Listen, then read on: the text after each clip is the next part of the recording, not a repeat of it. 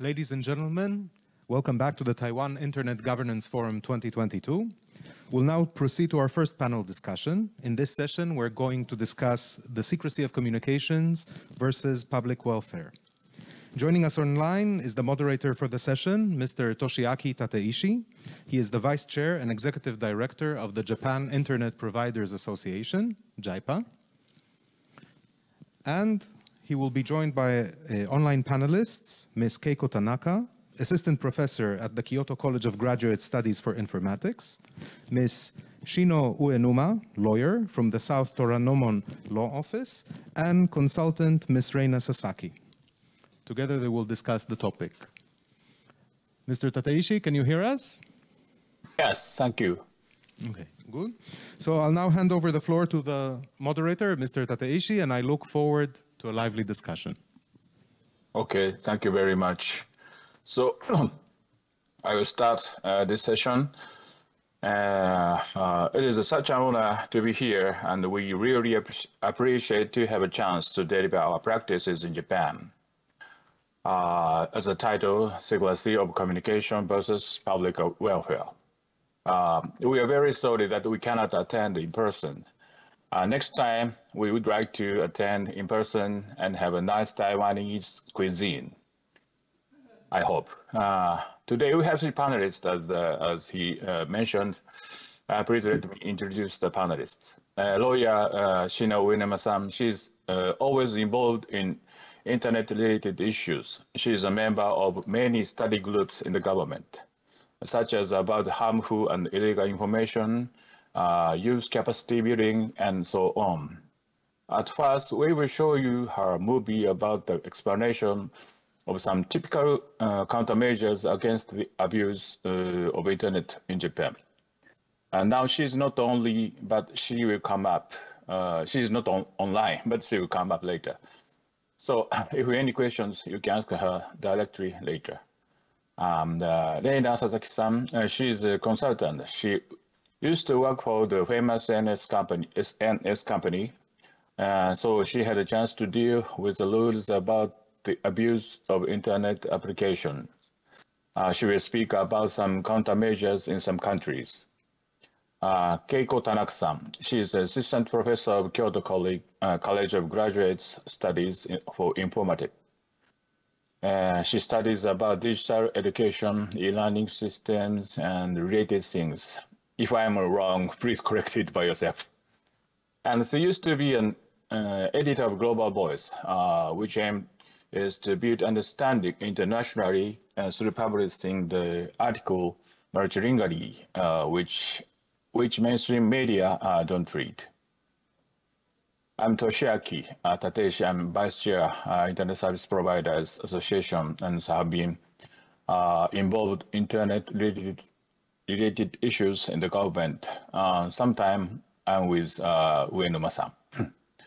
Today, people on Earth have faced the threat of the war again. As history repeats itself, you know, more than 70 years ago, Japan was unable to stop militaries until the World War II ended. At the beginning of the Showa period, which is around 1940, one of the major factors which we could not stop the war was the lack of free circulation of information. Countless tragedies occurred due to the lack of accurate information and freedom of expression. In Japan, it must be not only in Japan, but the tragedies also still happened after the World War II ended. Countless lives were lost without even knowing that the war was over. In order to apply these lessons to the fostering of democracy in post-war Japan, secrecy of communication was not only stipulated in the Constitution, but also strongly and heavily respected, as the two are inextricably linked with the freedom of expression. Once again, the lack of accurate information, the lack of freedom of expression made tragedies. It was a time people relied only on radios and newspapers filled with propaganda. And whenever any soldiers dispatched to the war zone so to tell the truth. The letters were censored and redacted with black lacquered by secret police before the recipient opened. Then the country's lives were lost without even knowing the war was over. The question, whether the public can or cannot trust this communication, is also the question whether the public can trust the data flowing over the internet freely. Trustful telecommunication or suspicious telecommunication could make a big difference in the future digital society. This means the difference between a life of peace of mind and a life of suspicion. Which do you prefer to live in? If it is a suspicious one, it is doubtful whether it is free or not. I think the secrecy of telecommunication is a basic philosophy to sustain the democracy in Japan. Fortunately, in these days, many legal experts, journalists, and the telecommunication industry have understood and preserved this concept seriously. I have felt this strongly in 2018, 4 years ago, when we had a big debate in government about the manga piracy sites. As you know, the manga is a Japanese cartoon. The manga is so popular, then the bad people try to earn money easily by uploading the manga without permission of copyright holders to the website with many advertisements. Then this was a good reason for ambitious person. These people who were related to the publishing companies and the government officers tried to make a government's request to block these piracy sites, only from the point of view without law-based law. The government request is a very strong word and is often meaningful to summarize the intention of authorities. This was a big problem against the Japanese democracy. So we were fighting against them so aggressively for more than 6 months. This word means legal experts, delegates of consumer union, delegates of telecommunication industry, and etc.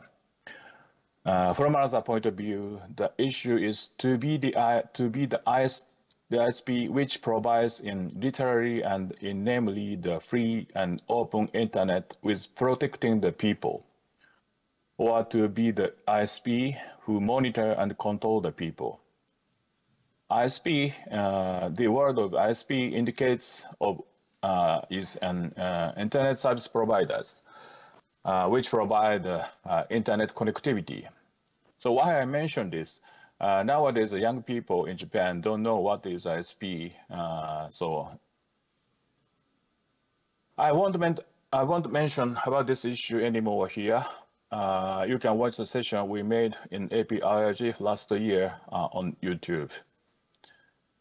Now we move on to the panelist speech as shown agenda. Sorry, I forget the next slide. The first of all, the Uenuma Shino-san, and next one is Reina-san, and this one is Keiko-san. We will show how we managed to make measures against the abuse on internet without violating secrecy of communication. This means we never shut down the internet. However, we have only one exception, which is about child pornography. We keep it only on child pornography for more than 10 years. Never use it for any other purpose. But this is a very long story, so I skip about this now. But probably Uenuma-san will mention it simply. By the way, these issues are not only in Japan. Dana-san will show you about countermeasures in some other countries. Furthermore, we introduce you the activities how we are trying to improve the information literacy of all the Japanese. We have to stand by ourselves against abuse, legal and harmful information, and so on. I think neither by the digital tools nor by the rules. These activities are very important to live in the future digital society and also needed by many people.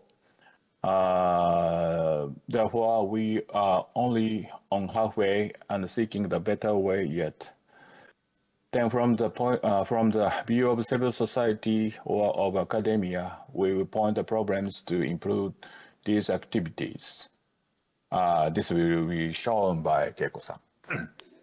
Then first of all, please watch the video Lawyer William-san made. Okay, then a bit. Can you see the William-san's face on the videos? Okay, that's that. This is Shino from Japan. I'm now talking about secrecy of communication and related issues in Japan. Just a moment, please. Okay, so we are talking about secrecy of communication in Japan. Article 21, a second paragraph of Japanese Constitution says, no censorship shall be maintained, nor shall the secrecy of any means of communication be violated. So, in Japan, the secrecy of communication is strongly protected. Under the Constitution, Telecommunication Business Act also regulates about the violation of secrecy of communication. Article 4 of the Telecommunication Business Act says the secrecy of communication handled by a telecommunications carrier, telecommunications business, must not be violated. And the second paragraph also says an individual engaged in telecommunication business must not disclose other person's secrets about telecommunications. The violation of secrecy of communication results in criminal sanction. As such, the Japanese in Japan, the secrecy of communications is protected and respected. We are talking about more about secrecy of communication and the coverage of secrecy of communication. In Japan, secrecy of communication, coverage of secrecy of communication is not only about contents, but also covers meta-information. Meta-information means the matter about communication itself, such as sender, location, time. So the example is considering about the letter. So the content of the letter itself should be protected as secrecy of communication. It's very understandable. However, the information on the envelope carries the address of the sender and the address of recipient. And so the stamp mark says location and time of the letter it was dispatched. Such information also be protected under the secrecy of communication. Therefore, to justify for possible infringement of secrecy of communication, for example, the using the secrecy of communication and take some measures requires some justifiable reason. Generally, four kinds of justifiable reason can be available. The most common justifiable reason is obtaining consent from the sender or recipient from such be involved in such communication. And 2, 3, and 4 are listed in Japanese Penal Code as justifiable reason, because infringement of secrecy of communication result in criminal sanction, and penal code justifiable reason is required if consent is not available. And so the Article 35 in penal code says the justifiable conduct. This is an act performed in accordance with rules and regulations or in the pursuit of lawful business is not punishable. For example, if the telecommunication business is trying to ensure the suitable network communication and regulate some peer-to-peer communication, this can be available under justifiable conduct. And item 3 is self-defense. This is listed in Article 36 in Penal Code. This is very common concept in Penal Code. So that if someone takes some measure to protect right of oneself or any other third party, such kind of conduct cannot be punished if it's necessary. And item 4 is adverting present danger. This is listed in Article 37. So we are talking about more about adverting present danger. Adverting present danger is an act, a person, compared to take to about the present danger.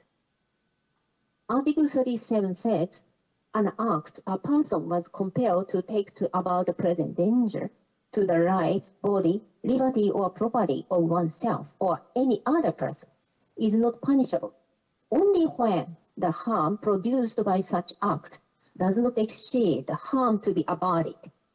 Provided, however, that an act causing excessive harm may lead to the punishment being reduced or may exculpate, sorry, I cannot correct pronunciation, the offender in light of the circumstances. So the adverting present danger is important for secrecy of communication because based on this justifiable reason, Japanese telecommunication business employs site blocking as countermeasure against child pornography. Site blocking is employed by Japanese telecommunication businesses as voluntary act, not by governmental act, governmental order, or governmental laws or regulations.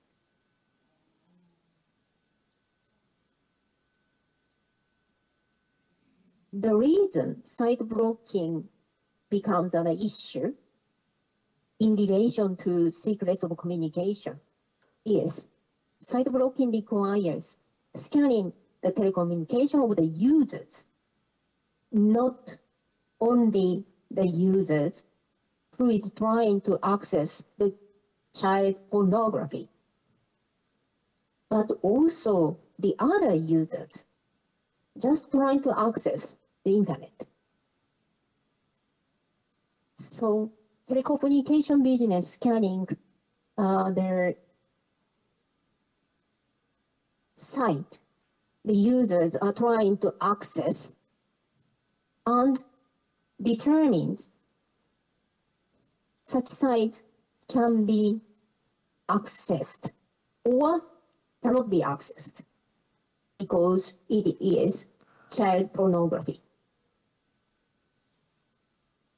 This is considered as infringement of secrets of communication because the business using such information is not to connect the communication. Secrets of communication is infringement is obtaining such information and using such information for other purpose or purposes other than connecting the communication.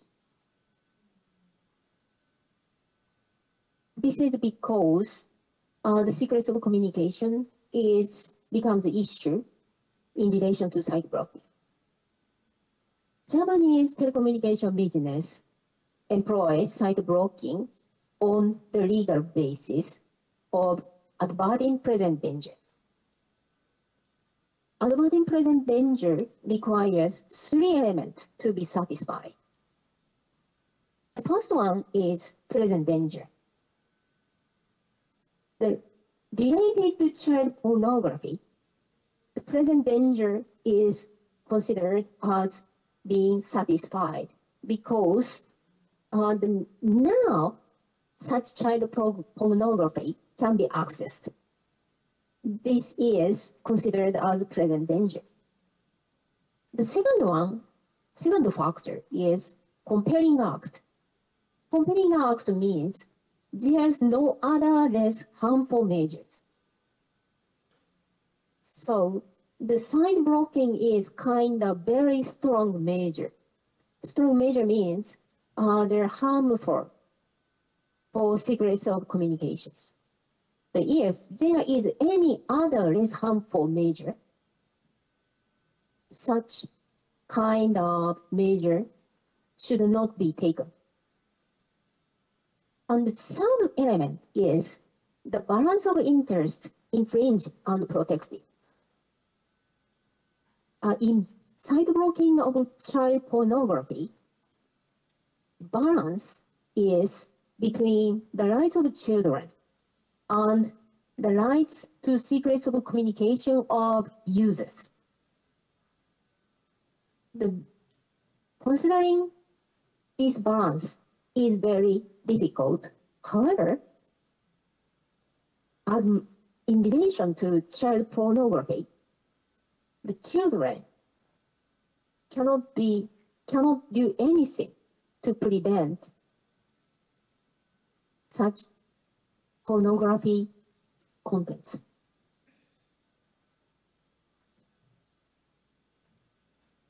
Therefore, the balance of interest of children.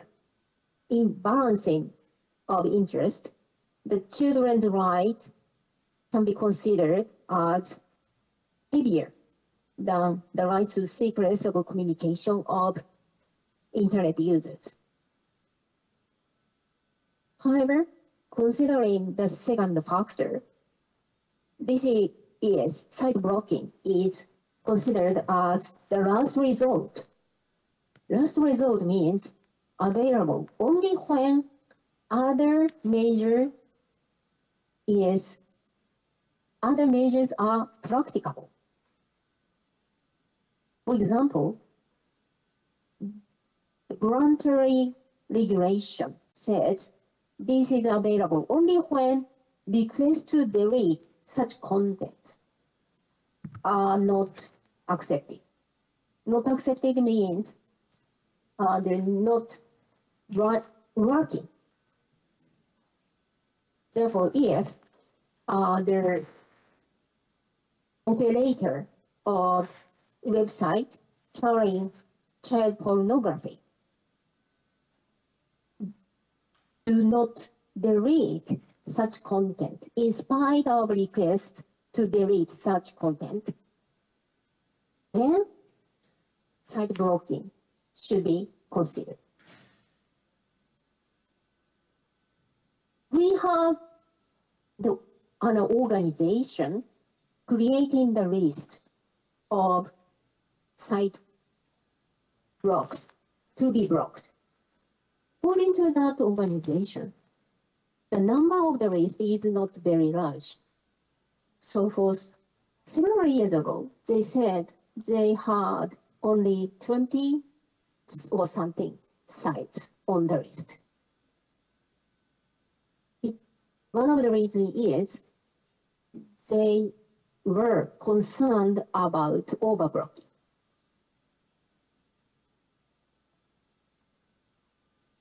That's the reason that they had only 20 or something lists to be blocked.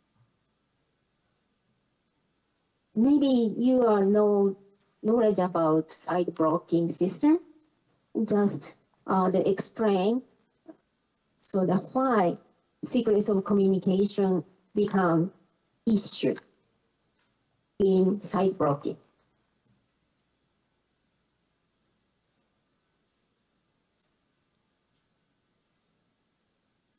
To do site blocking, the business should monitor the information of request, access request. So access request contains the information of the requested site.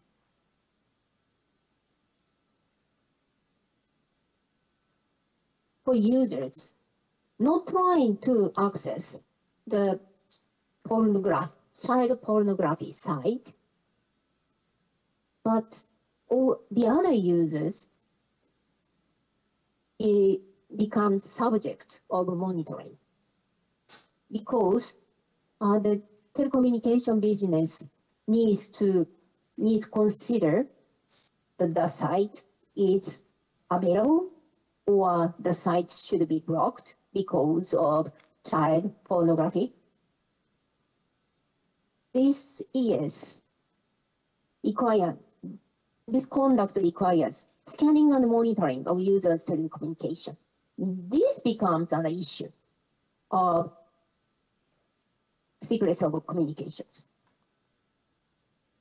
because innocent user can be involved, not only the users who are trying to access the child pornography.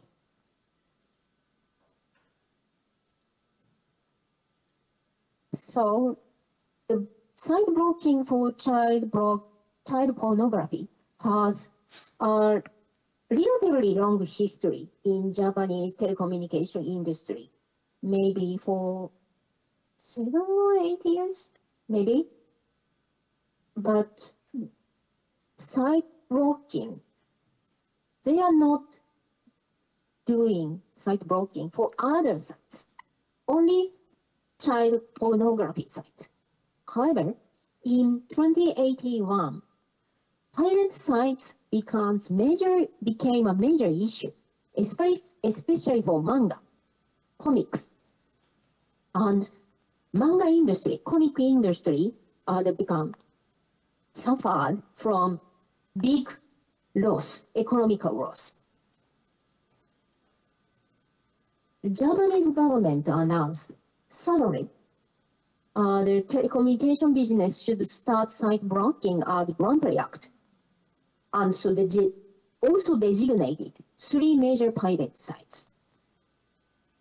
This invites heated argument because Japanese government has not do any discussion with telecommunication industry before such announcement. Site blocking for child pornography, telecommunication industry discussed for a long time how they could do that, whether they could do that, and reach the result for the site blocking and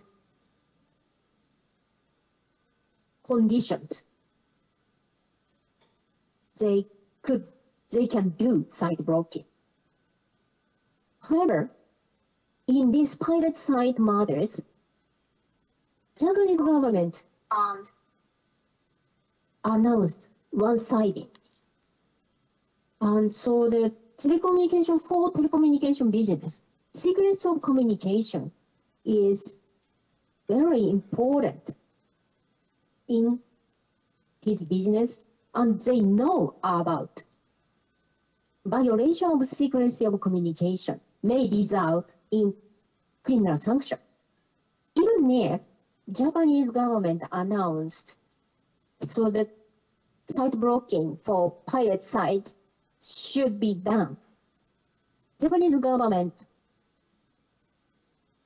did not make any guarantee. They are not subject of criminal sanction. In this announcement, Japanese government says blocking pirate sites can be done as averting present danger if any necessary elements can be satisfied. It doesn't say anything in essential. It just says the telecommunication business conduct is legalized if any elements required for such legalized reason can be satisfied. The Japanese government did not say blocking pirate sites can be justified as averting present danger.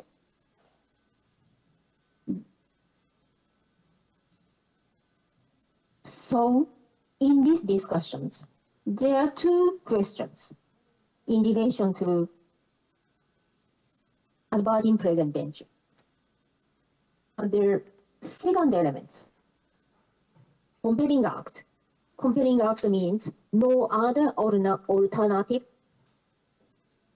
For example, whether it is not working, request to delete contents. The Japanese publishing industry is requested deletion of contents. This was not discussed in that moment. And third element is balance of interest. Balance of interest in this issue, balance between copyrights and secrets of communication. Copyright is kind of economical rights. Secrets of communication is kind of spiritual right, mental right, which is should be more respected. It become an issue. And so we had heated argument, including the legal suit. In legal suit, one of Japanese lawyer requested Japanese telecommunication business not to start site blocking because it is violated his right to secrets of communication. And now, no blocking sites, no site blocking are conducted for pirate sites. And so we released about the last episode about in my presentation, platform regulation. So there are in other territory jurisdiction, in Japan, mega platforms have obtained more power. And so the more and more issues involved related to mega platforms. Example issues are data collection. As we know about Cambridge Analytics, data collection and the privacy in data collections, privacy issues, and secrets of communications become issues. And child protection. For example, from cyber grooming or cyber bullying or any other matters that may be harmful for child. And recently, misinformation becomes an issue. Platformers should something to do.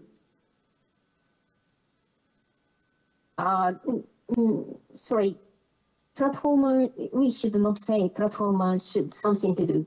Platformer needs to take some measure. We should say platformers should take some measures. In Japan, Telecommunication Business Act is now being amended to regulate collection of users' information.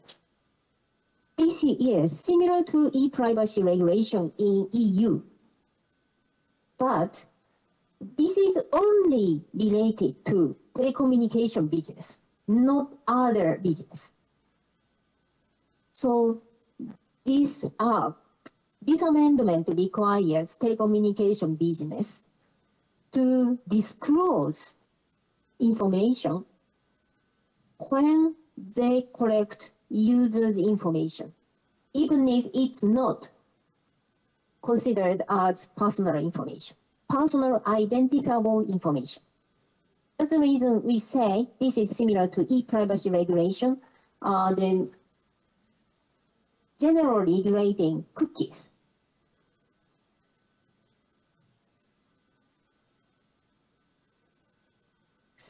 For other issues, how to take necessary measures without violation of secrets of communication is very difficult to be considered. In the past, so to protect child rights in SNS, for example, protect children from cyber grooming, Japanese SNS industry monitor direct message communicated between individuals. Scanning direct message to be communicated between individuals can be considered as infringement of secrets of communication. Not to violate secrets of communication, Japanese government analyzed the issue and said it requires consent from individuals. And how to obtain consent from individuals? The Japanese SNS business popped up the warning saying communications are monitored and may be deleted if it's not appropriate, and requiring I agree button. But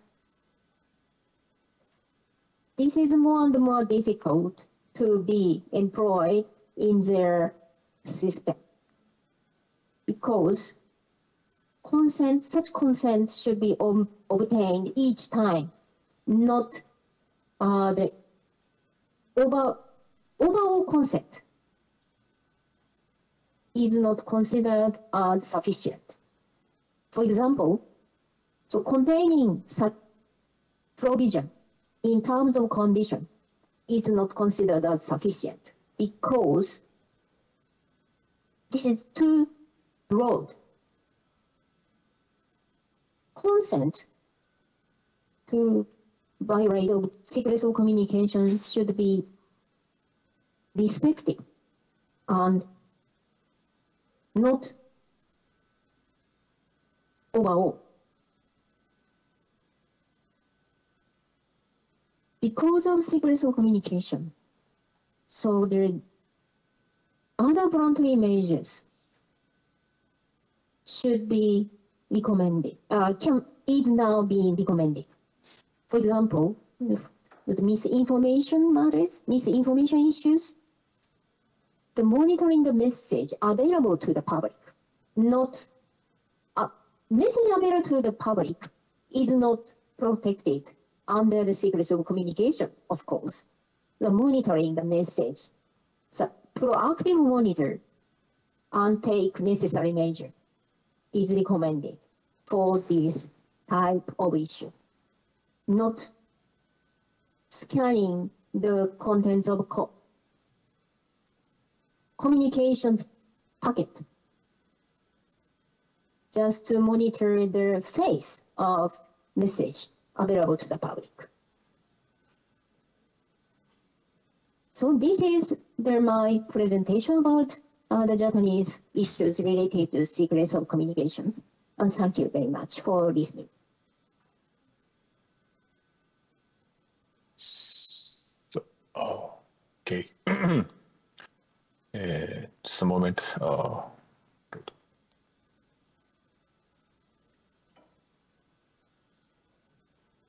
So sorry. So thank you, Uenuma-san, but this was a video from her.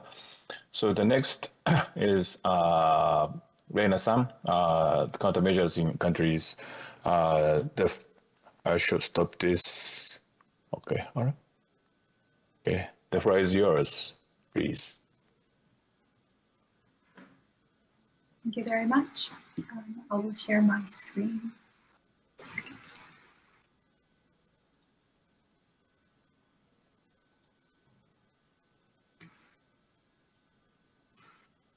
Can you see the screen?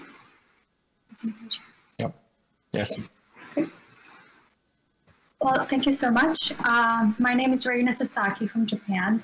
In this presentation, I would like to present a brief overview of the practices and efforts by countries outside of Japan in terms of 4 measures: spam countermeasures, measures against child pornography, measures against piracy sites, and lastly, platform regulation. The goal of my presentation is to see the Japanese measures from the lens of global perspective.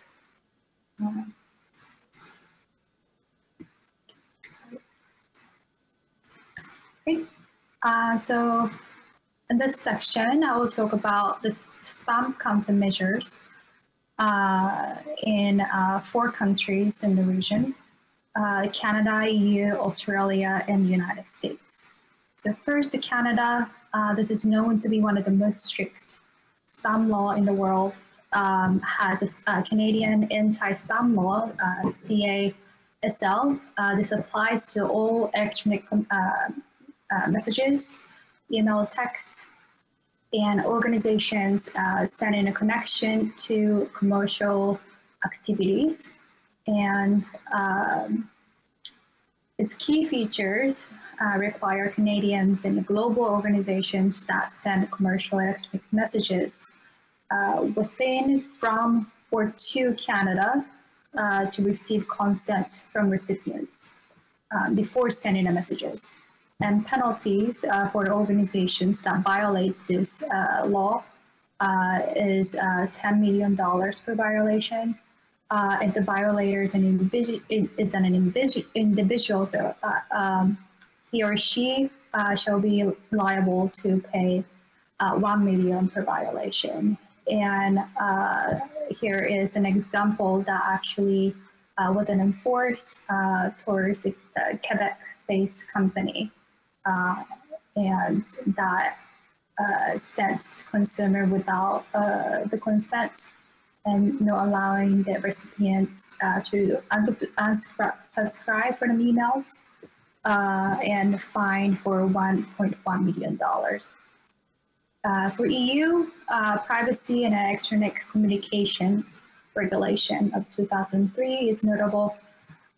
It intends to control spam activities across the whole region. However, some aspects of this email marketing legislation have been up to each country within EU, and some member countries have enacted strict opt-in requirements, whereas others have not. And fines are also depend on the country. In Australia, the Spam Act of 2003, as well as spam regulations of 2021, prohibits the sending of electronic messages, including emails, SMS, and multimedia without consent of the recipient. And it requires a more straightforward unsubscribe options and prohibit email harvesting. And the maximum penalty is the Australian $2.2 million. And in the United States, it has a little bit, compared to Canada especially, has a little bit more relaxed approach and controlling the assault of non-solicited pornography and marketing an act, the CAN spam law follows an opt-out approach.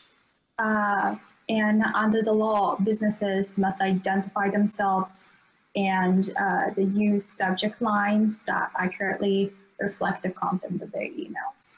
And fines are up to $16,000 per email for the violation. On to next.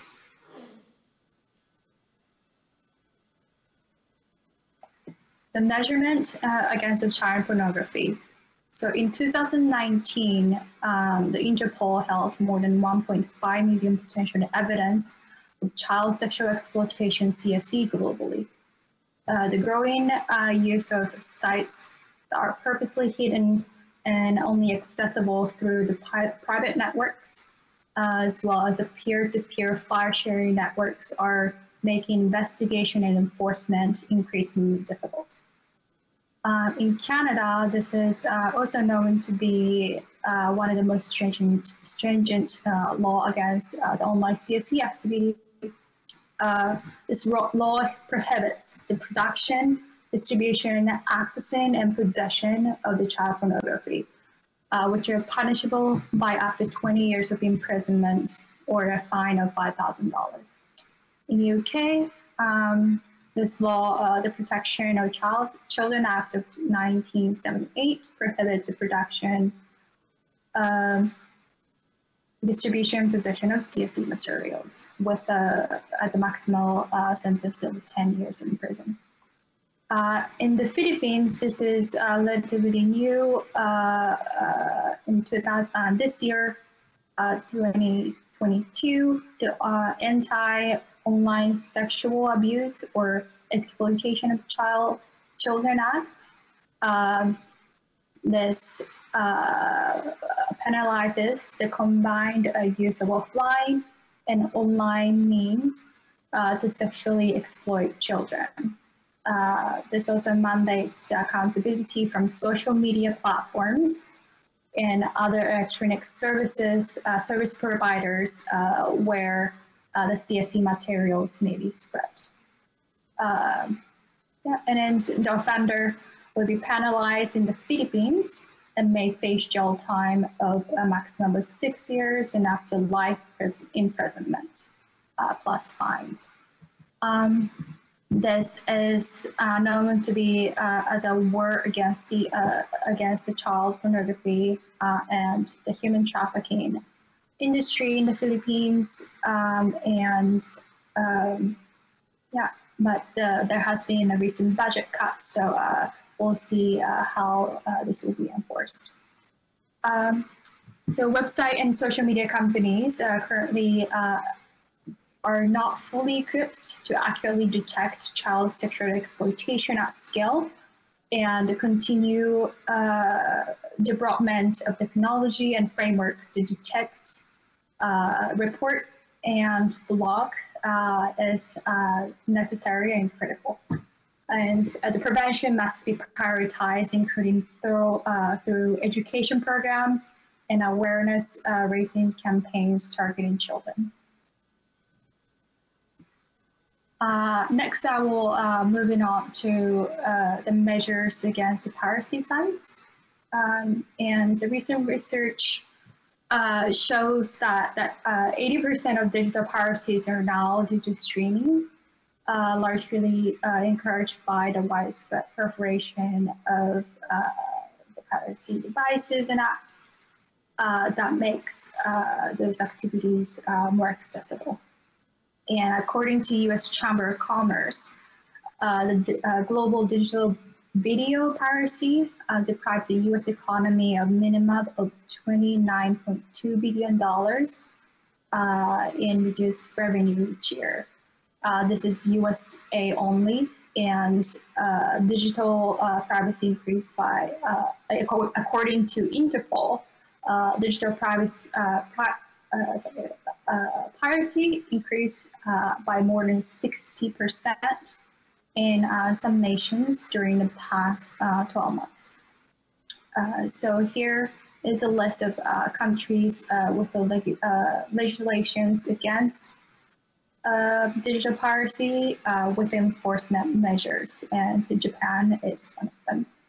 And the countries with the legislation against digital piracy, but without comprehensive enforcement measures, are the following. Here, I would like to talk about the two acts, the legislations, and the global efforts. And the first is the Digital Millennial Copyright Act. This was established by the United States and implemented two treaties of the World Intellectual Property Organization. And this criminalized the creation and dissemination of technology while circumventing the copyright protection measures. And the next is the NET Act. This is also the US effort. The United States No Electronic Theft Act is a US federal law that passed in 1997, and it's aimed to provide a prosecution of copyright infringement under various circumstances. And the copyright legislations varies from the countries to countries, and upon conviction, the fines generally depend on the nature of charges and could be up to the $1 million or more. And in terms of recent global effort, the Interpol announced that the Interpol Stop Online Piracy initiative with collaboration with the Korean government funded 2.7 million euro by the Korean Ministry of Culture, Sports and Tourism. And this initiative aims to coordinate the global law enforcement responses to counter digital piracy. So although there's no single tactic to combat digital piracy, any solution will require global cooperation among industries, governments, and civil societies to educate consumers and strengthen the efforts. Lastly, I would like to talk about the platform regulation. Digital platforms are under increased consumer and regulatory pressure, and over 250 bills have been proposed and enacted globally since 2019. And standards and regulations continue to proliferate globally. And I will talk about two country and region, United States and Europe. In 2020, the US Congress introduced over 20 separate bills to amend key US internet law. And the most notable one that is getting a lot of media attention is the Communication Decency Act, Section 230.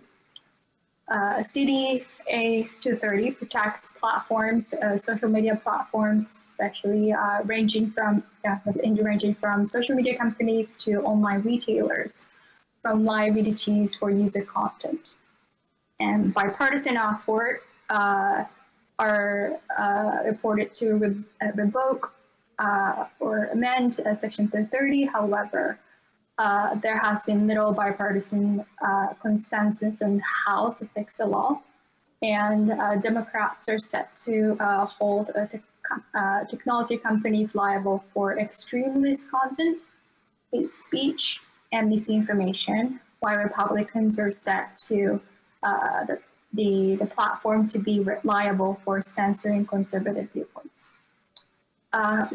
So if the GOP wins this cycle of the midterm election in the House, they are expected to push bills to addressing the anti-conservative bias.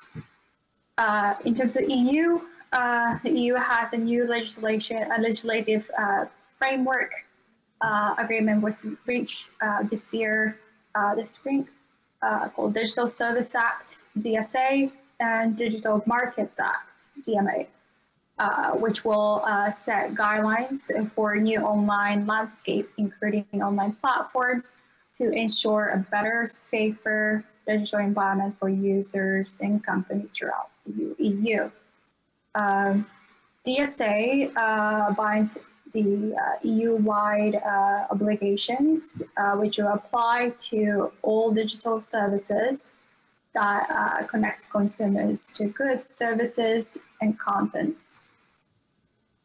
And the Digital Market Act addresses the negative consequences arising from certain behaviors by platforms, acting as they call the gatekeepers to the single market. Thoughtful and comprehensive regulations are required to save democracy, public health, privacy, and competition in global economy. And regulators will also need to coordinate across multi-stakeholders and advocate to understand potential unintended consequences for users and craft regulations that mitigate them. So this brings to the end of my presentation. Thank you so much for listening. Thank you, Rena-san. So the list, finally,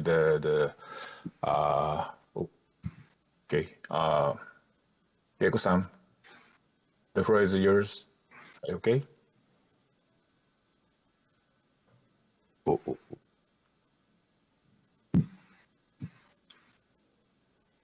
So I'm sharing my screen, and I'll briefly talk about the issues of literacy and consumer awareness in regards to the regulation on the internet. So Uedama Sensei have talked about the center of the issues and the countermeasures, and how various efforts in the government and the private sectors has been working on to create a better and safer internet. In those instruments, always relate to how you raise awareness of regular, ordinary people like consumers to have the kind of ethics and literacy and competence involved in navigating the digital society. And I want to focus on how we talk about digital literacy in Japan. And I want to share some of the problems that I see as listed here. I am aware that in Taiwan, the digital minister introduced that, told me at one point that they have a specific curriculum associated for K-12 sectors, that they would need a certain set of digital competence so that they can navigate this social media or ever more connected internet society.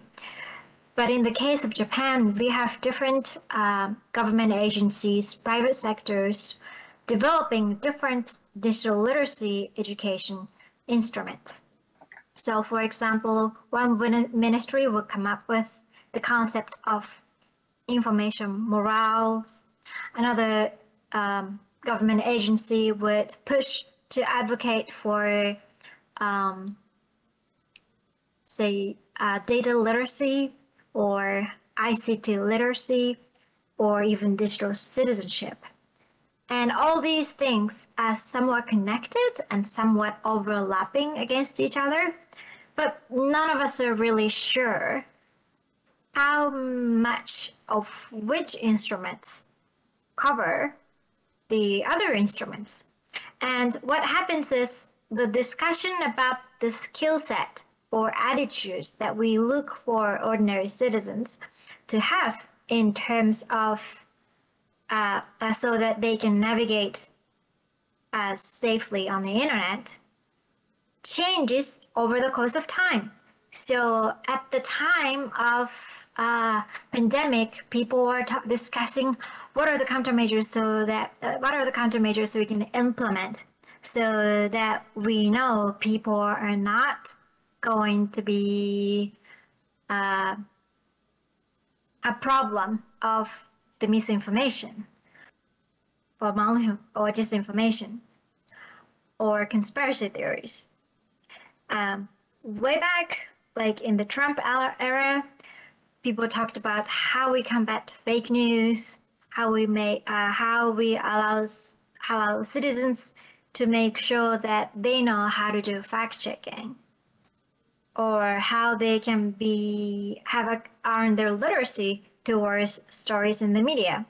And these concepts have different name, sometimes even changes over 1 year, and their focus is slightly different from the previous iteration, and it's really confusing. And in my view, it is a fragmentation that is hindering learners, regular citizens, from obtaining such skill. So fragmentation in instruments on digital literacy education is an issue that I think Japan face. Otherwise, they will have the difficulty figuring out to what extent do I already have the skills in digital literacy if I have prior learning in particular area, which leads to the lack of common reference framework. So the education in digital literacy or consumers' awareness in navigating this massive information on the internet, it is not in the traditional learning in public schools. So it was sort of placed as an adjunct from the original curriculum, as sort of like an add-on to the regular subject areas. And it's been changing, and they are trying to implement different instruments. But because different actors are pushing different literacy framework, we don't have a common reference framework when we discuss digital literacy or any other concepts relevant to digital literacy. So if you and I are discussing digital literacy in terms of how we can verify online information, maybe some other people are talking about the same thing under a different concept and different framework with, say, for example, the framework of digital citizenship. And because of these fragmentations and the scattered around of concepts, it is important that we translate these concepts so that learners or facilitators of learning can recognize, okay, if you are discussing this type of skills, then your previous experience in learning this, and you have this experience in learning this in the past, then I can recognize that you've already obtained certain skills, and all you need to add, just like the sort of like the blocks that I'm showing you on the right side of the slide, if you just have 2 more elements, or if you can stack up these additional skills, you will have a more wholesome, full competence or according to this common reference framework. We don't use the system of common reference framework in Japan, so that is kind of why we see all these fragmentations in instruments. And I think it's important, and I'm hoping that this is the direction the government is taking to better understand what we mean by digital literacy. And the third point I want to make is the means of assessment of literacy. There are different instruments and different assessment instruments in trying to validate, trying to assess how much digital literacy skill a user have using tests and tests based on select supply test. So out of the 4 bullet point, which is the correct answer type of testing. And this kind of assessment can only recognize the very narrow range of cognitive skills. And a lot of times when we talk about literacy as if it's some kind of skills, but in reality and in practice, we know that the people, the profiles with the people with digital literacy is people with certain set of attitudes. It leads to developing their new characteristics.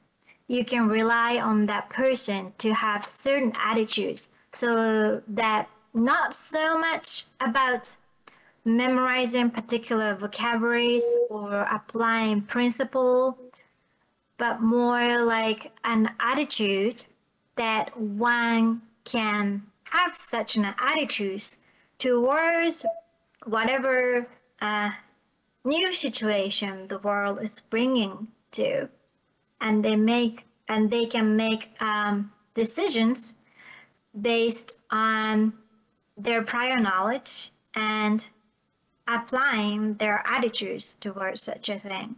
So the existing assessments or qualifications of literacy in Japan in terms of IT skills are limited to this kind of computer-based select supply tests, the one that assess memories of users.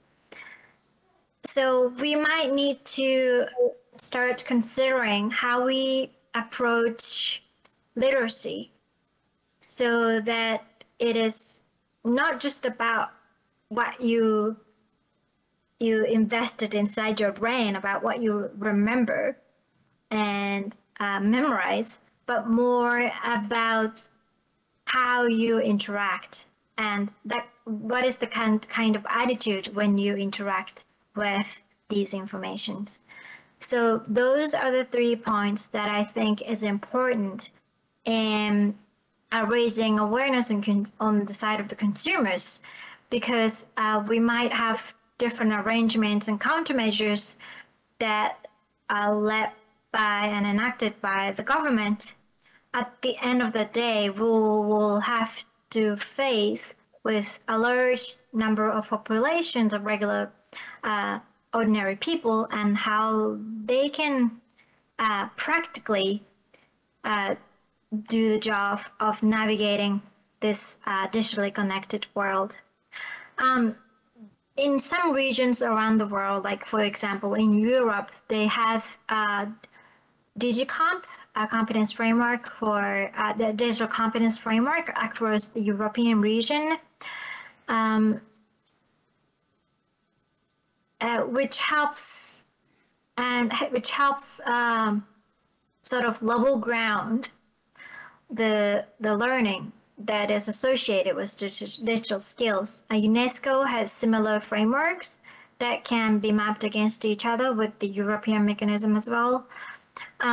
Since Japan is not a continent, we have this one language and one small archipelago, that it will make sense if all of us trying to collaborate and identifying what exactly we want for users, consumers, who will have the capacity to create their contents and produce contents while being their read and write capacity interacting with the digital world.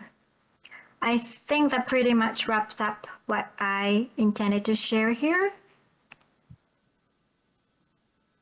So I will stop my screen share now.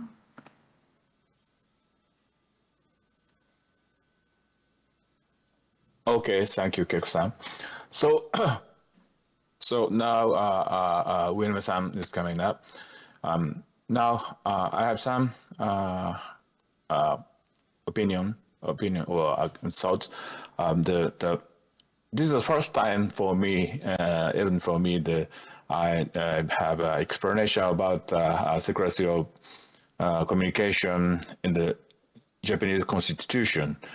This is the first time for me in English. So very, I can say it's very fresh for me. And also, Lena-san's presentation, I heard, I remember some things. One is the spam measures, countermeasures. We didn't have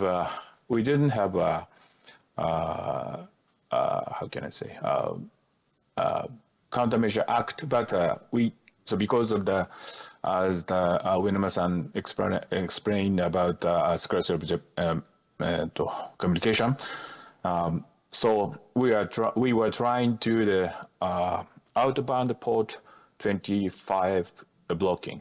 So this is a very difficult because the violation of the secrecy of communication. So, but we're trying to make it in terms of the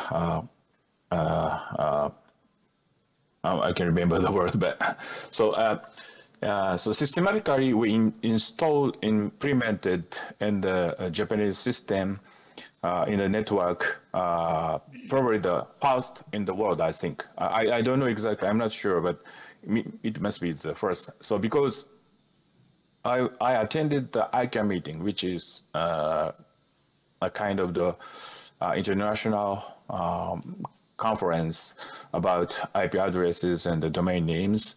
So I told some ISPs delegates, they are very surprised why you can do it. They said to me, why you can do it. So the systematically or technically. So probably after that, the OP 25th block is coming to the common, I think. So the last, the Keiko-san says about education, kind of in Japan. So I sometimes involve the activities about improvement of the digital literacy, but it is a day and day kind of a work. So I think it is not a comprehensive, I think. So that's a very interesting and important point, I think. So now, temporarily, we will have a question from the floor. Okay. Yeah. Thank you very much. I very appreciate your presentation. And thank you very much. Thank you very much. Yeah, this is Guo Wei-Wu, is chairman of the TWIGF. Actually, I applied the program for at least 3 of you. Unfortunately, we didn't see you coming to Taipei with us. I'm so sorry. Yeah, that's okay. I think I have a, couple of questions, and maybe just maybe you can help me. And also, I have one simple comment. The first comment is it's really surprising. Is the Taiwan and Japan is so similar. You are talking about the platform regulation. To be honest, in Taiwan, we're also talking about this issue too. But of course, because the election happened in Taiwan, So the government stopped talking about platform regulation, but after the election, I think they will bring this platform regulation back again.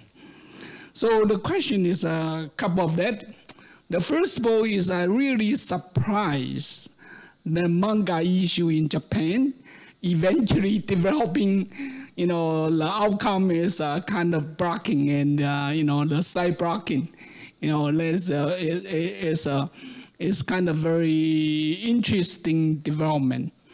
The question I have, when you do the side blocking, how the government can asking the company to do the side blocking is based on the percentage or the particular content. Because no matter whatever the website, might be they have a 20% illegal, 80% legal, or 50% illegal, 50% legal. How the government can decide in what percentage you have to do the side blocking? I think this is the first question I'd like to ask. The next one, I also like to ask one of the presentation talking about Canada. You're talking about Canada have a, kind of a policy, and you're talking about is a distribution. How you define the distribution? I mean, is an ISP or telecommunication company is kind of distribution, or have to be somebody have an intention to do the distribution? Which way, is intentional or unintentional? I think some of you is a lawyer. I think there's a very important definition about the distribution, particularly when you want to apply the law. The last one actually is, that is also in one of your presentation about the U.S. DMCA. We know the United States is really strictly about the copyright issues, no matter where you are. And my really concern is not the DMCA, the regulation or law. My really concern is procedure. Do you see any procedure, how they can do it? The final one, since Taiwan and Japan, we all interested in the platform regulation or whatever. Is there any way we can work together and to find out what is the best solution is? And particularly, I'm interested in Japan because I know the Japanese actually do the compliance of the European GDPR. I think you knew that. Is Japan well going to do the compliance with European DSA or DMA? Or you still under the study, because Japan is doing quite quick to do the compliance with the GDPR already. I just like to know how you see the DSA and the DMA eventually what's happening in Japan. Thank you.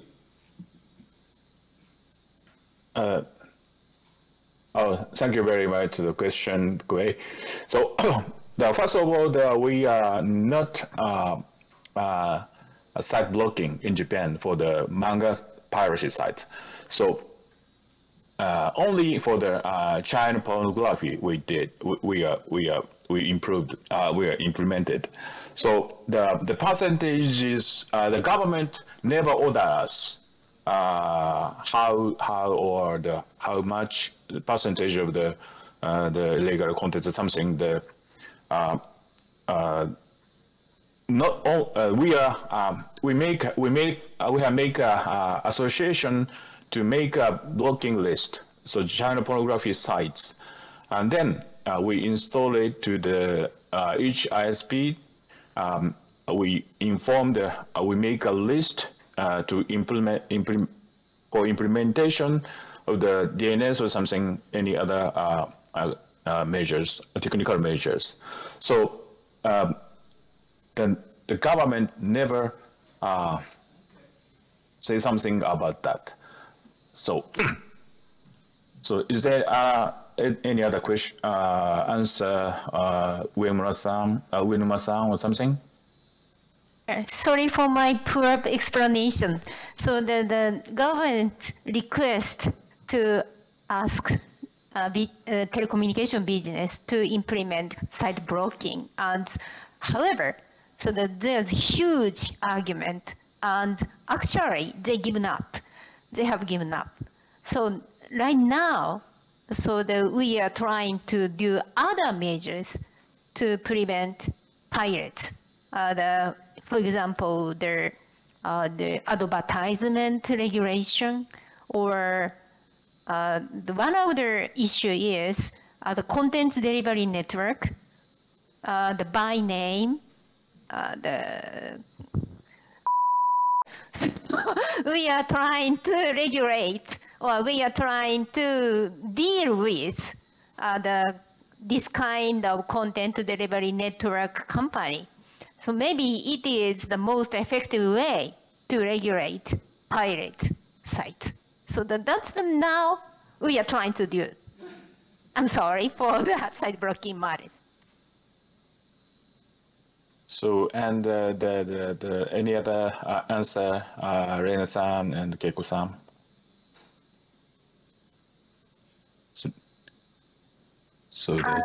So first of all, thank you so much for your questions.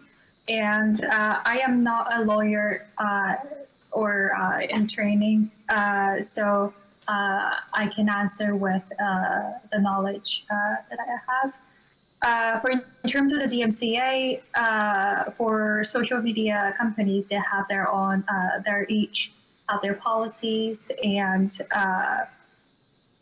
for some companies, the users, they can also file the DMCA takedown forms and claims, and the dedicated team would the review, and based on the jurisdiction and their policy, they will take down the content. And in terms of the Canadian, the questions, so I'm not I'm not an expert on it. So I would like to pass on to the panelists who are might be more familiar with the topic. When you present the Canadian cases, you say, you know, the distribution of the, piracy, there would be the fine for $5,000 And I just asking about what is the definition of distribution, because distribution have a many different interpretation. I think so. I said distribution. Intentional or unintentional?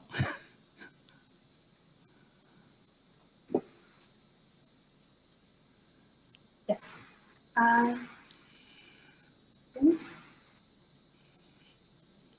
They say an example. I'm the KDD or I'm the NTT, and this kind of the policy is go through my channel. Am I count as one of disputer, or I'm not? Dispute. Great question. If the Reina-san or somebody who might be familiar with more the legality of it, I would really appreciate to check this. Because the difficulty or maybe the real question is, if you want to put the responsibility to the ISP or telecommunication, there will be a very big issue, because as you know, that is usually in the U.S. That is Section 230. ISP have no responsibility for the content distributions. So I just want to clarify how you define the distribution, because if you are counting those telecommunication ISP as one of the distributor, that would be really tough. Yeah. Yeah, but I'm not sure. I don't know why they make such a number of. Yeah, maybe we should ask Canadian government. Yeah, we should. Yes, next time or I can meeting or sometime I will ask. And how do you accurate? Yeah, actually, I will listen to your presentation. Four of you. I also have one simple question: is I see. how the Japanese Telecommunication Act or telecommunication regulation, how you define the telecommunication or communication company? For example, does Microsoft is a telecommunication? Does Google is a telecommunication? Does Zoom is a telecommunication? Does Line is a telecommunication? Because they do the same. You can make a phone call through the Microsoft. You can make a phone call, or send a message through the Line. Yeah. These are so many different ways can send in a message or communication or video or voices, whatever. Yeah. Not only the traditional telecommunication company like NTT, KDD, SoftBank, how the Japanese going to treat the telecommunication company right now? I see. So, yeah, I know. That's a issue. We have a big argument from the last year. So probably the Uenuma-san will answer it about it. So according to the law, so the telecommunication company means a company working as intermediate for the communication between others. Okay. So the key point is between others. So not by oneself. For example, if the Microsoft has their own homepage, and so that they post their own contents, but it's communicate for itself. It's not considered as the telecommunication business. However, the Microsoft, I think, purchased Skype. The Skype is work as intermediate for the communication between others. It's telecommunication business. But recently, the more and more difficult issue is the SNS. So the SNS, we are discussing about. SNS, and if you look this issue deeper, you can find it's more difficult to divide the telecommunication and internet companies. For example, right now, the Google or Facebook, they have an ocean cable. Their capacity is much bigger than the traditional telecommunication company. So how you divide a telecommunication company and the internet company is really getting harder and harder, right? Yeah, it's true. And so the amendment of Telecommunication Business Act to solve this issue, the how can I say, Ministry of I cannot say that ministry related authorization. So the decided to regulate SNS under the Telecommunication Business Act. Okay, so thank you very much. almost finished. I answered very quickly the last question: why the Japan can acquire the about GDPR. Because we have a person whose name is Horibe. he's dealing with that maybe more than 10 years, so that we can suitable for the GDPR, I think. To the Thank compliance. Contribution. Thank you very much. Thank you. Almost the time is up, so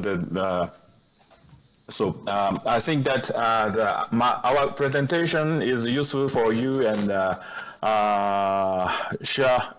we can share best practice even if it is not better, not best. We'd like to share the experiences. Thank you very much.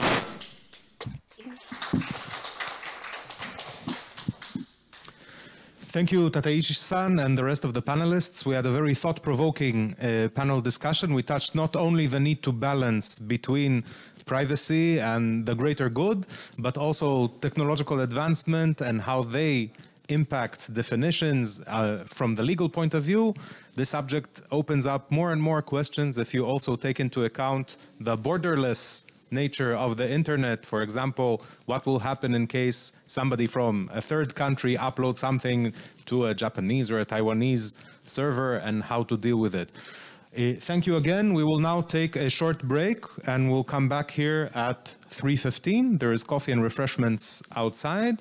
And for those of you online, stay online. We will be back shortly. Thank you.